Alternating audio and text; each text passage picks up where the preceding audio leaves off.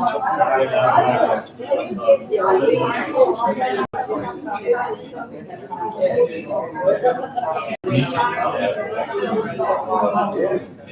ladies and gentlemen,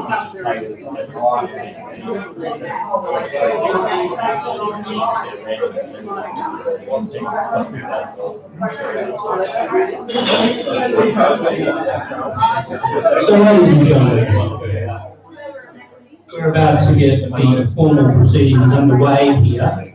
And this part is being now live streamed to the Rotary page and to the NWBA and also on YouTube.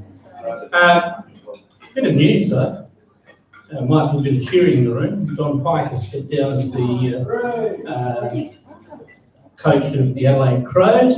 So just announced as we sat down for lunch. I would suggest that he's good at reading the writing on the wall. But yes, so that's just a little bit of a byplay. Lynn, would you like to join me? Sure. Of course, Jim. As always. Now, Lynn Hay, you're the Chief Executive of the Adelaide Business Hub. Yes. So, Lynn, you're going to take over. That's a big responsibility. No, it's not really. I'm quite looking forward to the fact that I can shut up. So, the Adelaide Business Hub has been a very integral part of the awards that have gone on as well. And we actually thank you for supporting what you do and supporting you and your staff in these awards.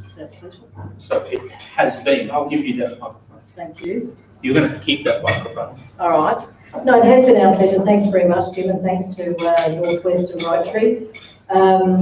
We do play a role in judging the awards along with a team of people from the local area. And it is a really rigorous process that is applied to the judging.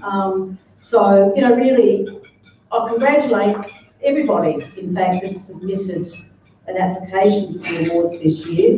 Because as I was just saying to Darryl and the award winners, it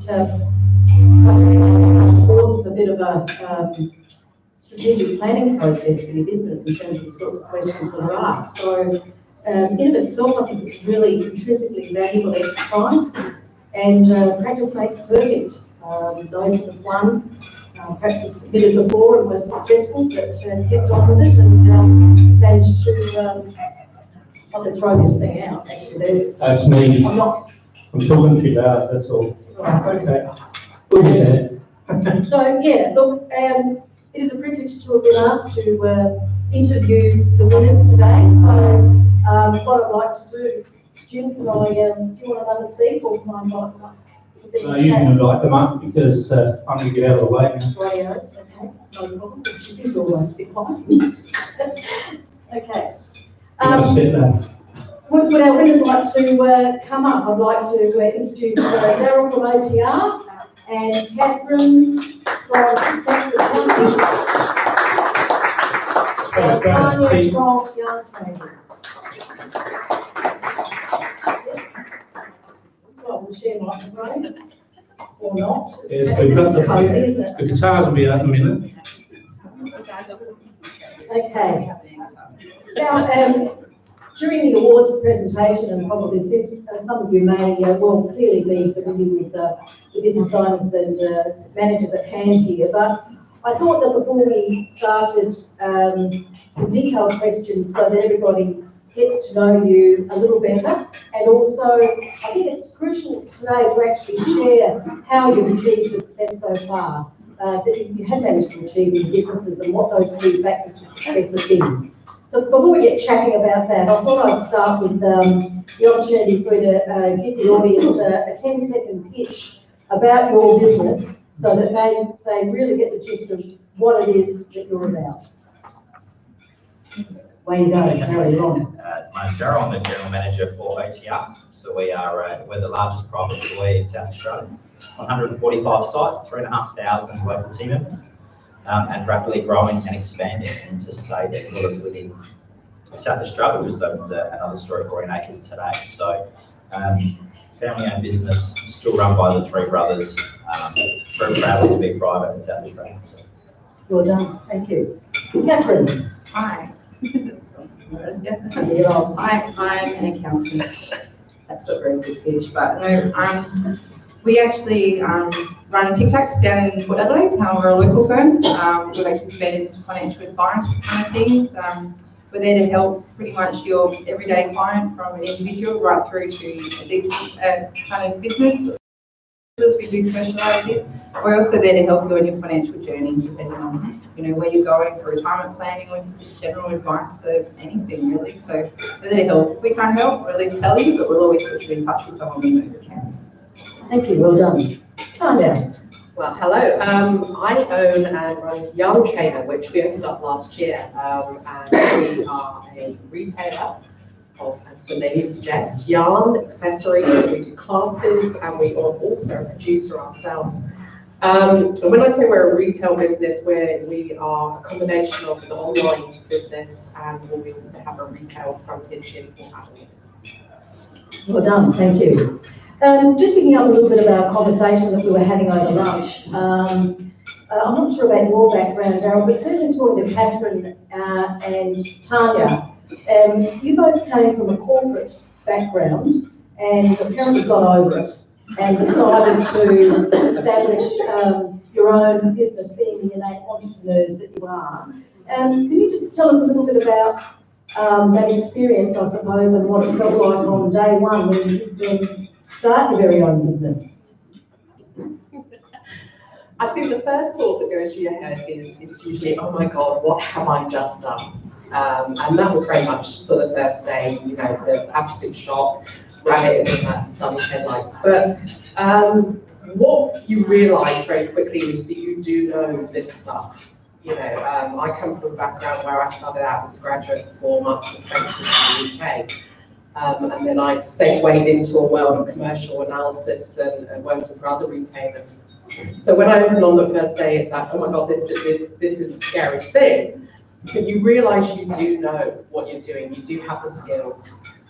You do have the experience. And perhaps I wonder whether it's also a female feminine thing as well. So sometimes we're a little bit more doubting of our skills and abilities. And that's perhaps where I felt that day, and then it's like shake yourself off and go, yeah, no, you have a plan. You know what your business is going to be about, and now it's just really making it happen. But abject terror, Well done, thank you for that. I guess with my first day it was a little different. I'd actually bought into a client base and an existing business, so we already had staff. So I was kind of the new kid on the block, but also the new boss, so a little scary. But obviously, just like Tanya said, you fall back on what you know. So, obviously my background is that I'm a chartered accountant by profession. So I've already tested those skills when I worked and lived in London. So kind of having that thrown in your face, like, oh my God, what am I going to do? Am I going to survive? You do fall back on your qualifications and your knowledge. So you just back yourself, you know what you can do. If you don't know what to do, you put your head up and ask for help. So there's always people around that can help you, support you, and making sure that you have that around you to help you succeed in what your goals and ambitions is always important. Fantastic, thank you. Now, what your GM at OTR, did you have a background? You come from a retail background. I come from retail, so I started at Big W, and as you do with your first job, I worked my way up. Worked with a couple of independents, a Shell service station down my way, but worked my way up through David Jones and Coles Mine. Had the opportunity to work for Spotlight Fabrics as well, so they were a private business based out of Melbourne. Was a state manager there for a while, and had the opportunity to come across and work for another private employer, British Union. So probably feel the pressures of the owners, what they certainly put on myself, and the expectations of what those guys want to do, and to start from a service station in Woodville, and to stay local and to work extremely hard. So I guess I can empathise very much with, the owners and the expectations they certainly wanted to uphold and put on place, and I guess it's my responsibility to try and help execute that across the 3,500 people. Yeah, it's a small job. I'd like to move on now to, I guess, some of the things I noted in your submissions for these awards, that really set you apart from a lot of other businesses. And one of the things that was consistent across the board between the three of you was the approach that you took to customer service. It was really this ethos around how you not only cultivate your customers, but how you treat them and how you make sure that they stay with you. I was just wondering if you could share a little bit about what your ethos is from, in terms of adding value to the customer experience and how you, I guess, how much you value your customers. How is that expressed in a business context? So I guess for us, whilst there's 150 sites, each site is unique and individualised, and the person that's at that counter represents the OTR brand. So it's really important, I guess, from our point of view. We invest over 60 hours for every new employee that starts in the business around training and support. And once we're inside, it really is, my motto is, as long as you can smile and are friendly, then you can basically get a job with us. We'll train and develop the rest for you. And you hire for skill or will, and we certainly go down the will path. So as long as you've got the right attitude around making sure it's the right thing, because when you're there in front of that guest, it's not necessarily the business behind you, they're the one you're seeing. So we're giving them autonomy and responsibility to really understand what that guest needs and to solve their problem for them. And it's interesting language that you used, as the first time I've seen that you actually used the term guest, which is quite interesting. Yeah, I reckon we should do whatever we can in this session. Actually, it's the whole idea, isn't it? Catherine, you have had some fantastic testimonials from customers across the whole suite of services that your business provides. So interested to hear what you have to say around that. Yeah, that was actually really exciting reading that feedback from clients. So obviously one of the questions and criteria in the application was to say how you did good quality service to clients. And I was like, well, how do I write this? I need to hear from my actual clients. So I did actually put a bit of an email out to a few of them and said, hi, I'm looking to apply for this award. Any chance you can help me out and give feedback? And the responses were actually really, really good, and a lot I had to choose which ones to put in the applications, because there were some really great ones. Since I've taken over our firm, we have our values, company values, 4 of them, and that's really driven by the experience that the client has with us. Obviously, our role as accountants, we're talking about finance for people, and that's normally a very important role that you play in that with them. So trust is one of those big things that we have to do with clients. So the way we add value really is that every client, we treat them as if they're our one and only client. So everyone is treated equally. We don't treat them any differently. We're very big and strong in educating. So yes, we might have like the knowledge and stuff, but it's not something that we own and you don't own and we charge you for. We educate you. So if you want to learn more about your business and how to take a handle on your actual own books, we want to help you. So we can do this much, or we can do this much. So education is one of our big pieces with what we do. And just from the testimonies, you can just see that people are actually taking an interest in understanding their own finances. And I think giving them that control back in their lives, builds that relationship stronger with us. Yeah, that's great. You still get the shoebox, or have you? Tell me. Oh, you should do. Yeah, never got that. And we can deal with it. Yeah, that's good. Tanya, now you were saying earlier that you've really started as a retail shopfront, but your business has cultivated a customer network that is way beyond that. So interested to hear about that. Yeah, we sit in an interesting place as a retailer in that it's not usually a simple transaction of someone coming through the door, they take what they want to go. Because we're highly specialised, we do have to do a massive piece usually with customers around developing that product knowledge. We like to call it an experience where we give them inspiration about what they're trying to do. But as we've grown, we are also very firmly in a very digital space. And where that sits for us is that we have Instagram accounts, we have Facebook groups. We are on a site called Ravelry, which is, if you've ever heard about it, you probably know it's quite contentious over the last year. So we have people interacting with us in online spaces as if they were almost a physical space. So we have really kind of had to embrace that and think about how we do it. And while we have the retail standards of we acknowledge everyone in any space, whether it's in store or online, we've also had to do a massive amount with managing conflict in those spaces. You get a community together in any space, they're going to disagree. And one of the things we talked about on our application was how do we manage people's behaviours in spaces that we are in control of. And it sounds really What do people disagree with over yarn? Okay, it's a massive subject, but if we take the single biggest knitting space online is a website called Rotary. It has something like 3 million users worldwide. And 2 months ago, it banned all discussion of Donald Trump. So this is telling you that those like yarny folk out there can be quite political. And there has been aspects about people trying to police other people's behaviour, and we have to step in that space, which means that we have to operate as a 24/7 business in terms of managing how we look outwardly to the world. So if I'm posting stuff on Instagram, I'm having to manage that post, I'm having to check back in on it, I'm having to monitor comments that happen. Because people are people. And people disagree, and you wouldn't believe that people would disagree about something that seems so innocuous. But we have to bear, we're in an industry where there are barriers with race, there are barriers with class, and there are huge barriers with people's buying power. And all of that impacts on how people are interacting with each other in that.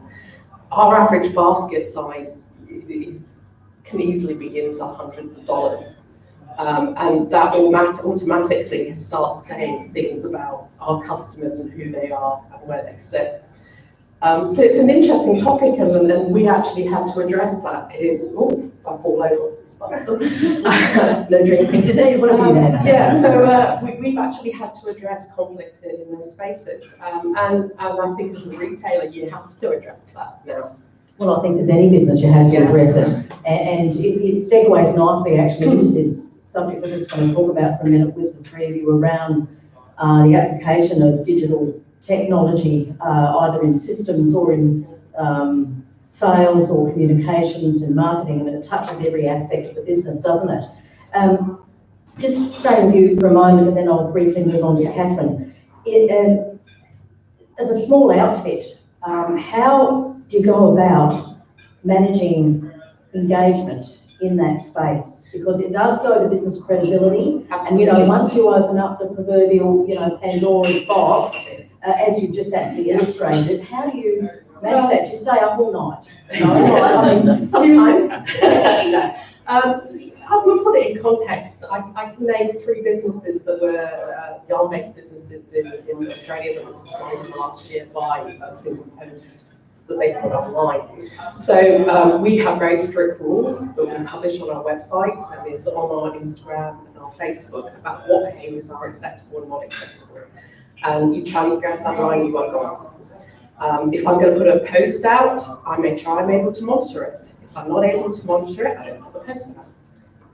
Very good advice, absolutely. Catherine, what about you? You've talked about the nature of your business, of course, being highly confidential. But you have digital applications, obviously, with these systems that do range from opening the shoebox through to mile. For your clients, you have a strong training and development ethos in your business as well, in terms of training clients to take up technology and be a little more efficient and productive. So what's your experience been in the digital space, either in terms of marketing, sales, or the nitty-gritty of doing the work? I want to talk about the nitty-gritty doing the work. I mean, marketing is pretty covered by what Tony said. We know the marketing streams out there.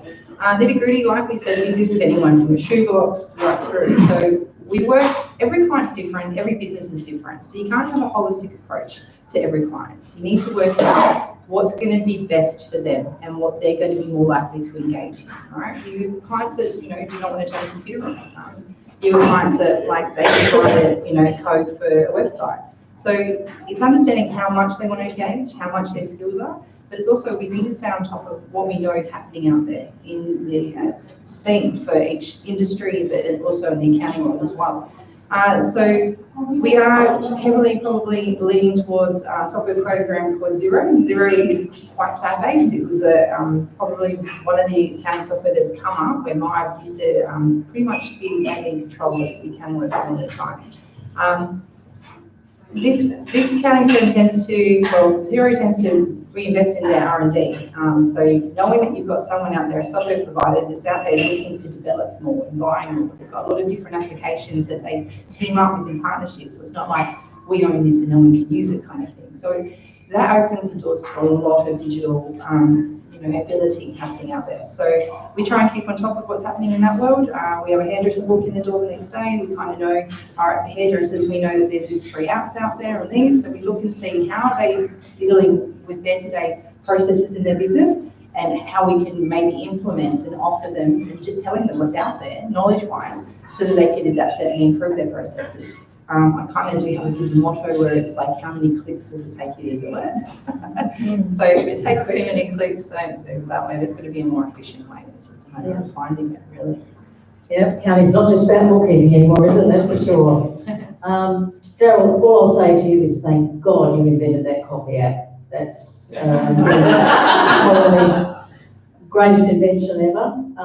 But the OTR app really has become quite a sophisticated product now, hasn't it? Yeah. Or enabler, I should say. I think what these guys have said as well is around that if you don't do something about it, you will be swept up in the storm that comes. So it's really around understanding what imprint you want to have on there, and the app come about from doing that. So we used to have the coffee cards for anyone that remember the coffee cards, and you used to go and you get it typed off. So, which was very good at the start. You couldn't imagine the uproar when we decided to put it to an app that everyone wanted to keep the cards in their pocket or pull out their wallet. So we've transitioned across with the app, not only just for the coffee app, but it now allows, the one thing that everyone wants that they can't get back is time. So for us, the app is to give you time back. So if you know you're coming past that store at 7:15 every morning, you want your coffee to be in there with Daryl on it, then you can pre-order it with your goods, with your hot food, with your drinks. You walk in, you go to the shed, it's there, it's done. So the next stage for that is around the community engagement, and we've got our 24 community partners now where every purchase that you make, and if you scan your OTR app, we will donate a percentage of that purchase that you make on our behalf to the charity of your choice. So I think what it does with the online forum is really start to promote the good things that come about from it.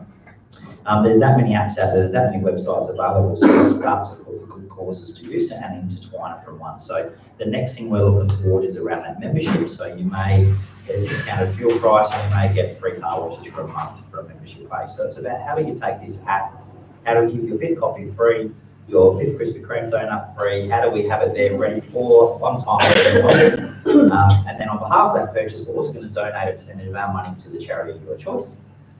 Which then starts to involve the essence of what it's about in the community. So you can start to support your local community through just purchasing at your local businesses. Fantastic. In relation to community, all three of you really made that a significant part of your business and a genuine attempt to reach out to other organisations and connect up. We'll just touch on that with Catherine and Tanya, because there's some great examples of some things that you've done. I mean, Catherine, you're everywhere, and Tanya, you've actually cultivated relationships with some really interesting community groups as well. So, Catherine, if we could just do that, I'll remind you this is probably your application. But it is important, isn't it? You know, it's not just about paying lip service to community. I don't think I have to tell anybody in this room that. It really has is a key feature of your business, and you've really integrated community support into what it is you do. It's genuine. So tell us a bit, Kelly. Well, I had a child welcoming too on Saturday, so 2 years ago. So obviously buying a business, having a child and all that, I was pretty much behind the scenes trying to make changes at Tic Tacs, get it ready to grow. And I said to myself last December, I need to now network. That is my goal now, is for growth. And the fact that you just said that I'm everywhere, well, tick. I achieved that goal. So really that was my biggest goal in the last 6 months, or more than that now. But yeah, it is everything, community to me. Obviously I live local too, and just, I've always been a big networker and stuff, and believe in finding those people that can supplement what you can do. So I can't do everything. I'd like to know what other people can do, so that when I'm in front of people all the time and they're looking to help or need something, I know who to put them in touch with. And start joining the dots. It's the best thing about networking in SA. It's not who you're going to meet, it's who they know. And that's one of the biggest things I always remember about Adelaide. I actually grew up in Sydney, so yeah, and definitely down here on the peninsula, it's it's quite a unique. Very much you do. Absolutely. And networking pays off if you do it all the time. It's just about going out for one night, and it's a bit like dating, isn't it? It works. And it's not just about, stitching up a sale and trying to find someone that will actually come over to your business. It's about building those relationships over time, otherwise the authenticity is gone, the trust will never be there. So you're a great example of that. Tanya, your groups, men's groups and the crafternooners and all those people, it's quite interesting. We do. We have quite a few groups. We have groups that meet in store. We have groups that meet online and craft with us. We're not just a store that you come in and do the transaction. You can actually build friendships there. We've had people that have got talking, and now we're going on holiday together from having met in a craft store. So it's very much the way. I mean, when we think about it, people coming into our space, they spend a lot of time there, and they spend a lot of money there, and they build connections, and we build connections with them.